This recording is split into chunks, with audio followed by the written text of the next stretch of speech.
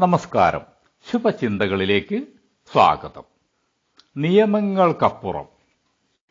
എഴുതപ്പെട്ട നിയമങ്ങൾക്ക് മാത്രം അനുസരിച്ച് എല്ലായ്പ്പോഴും ജീവിക്കാനാവില്ല.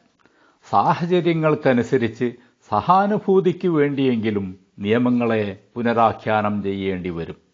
ജീവിതവും കാർക്കശ്യവും തമ്മിൽ നിയമത്തിന് മുന്നിൽ മത്സരിക്കുമ്പോൾ ജീവിതത്തിന് വേണം മുൻഗണന ലഭിക്കാൻ.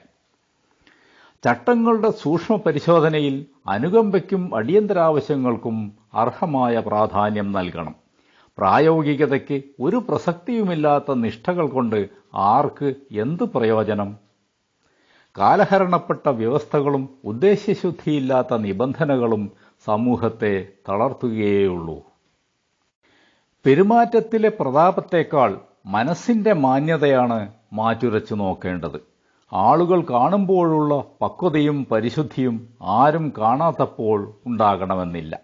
എല്ലാവരും കാണുക ആരെയും പേടിക്കാതെ എന്തും ചെയ്യാൻ ധൈര്യമുള്ളവർ നാട്ടിലെ നിയമങ്ങൾക്കനുസരിച്ച് മാത്രമല്ല, മനസാക്ഷിയുടെ സ്വരത്തിനനുസരിച്ച് കൂടിയാണ് പ്രവർത്തിക്കുന്നത്. എന്ത് ചെയ്യുന്നു എന്നതിനേക്കാൾ എന്ത് ഉദ്ദേശ്യത്തോടെ ചെയ്യുന്നു എന്നതിലാണ് പ്രവൃത്തിയുടെ വിശുദ്ധിയും അശുദ്ധിയും.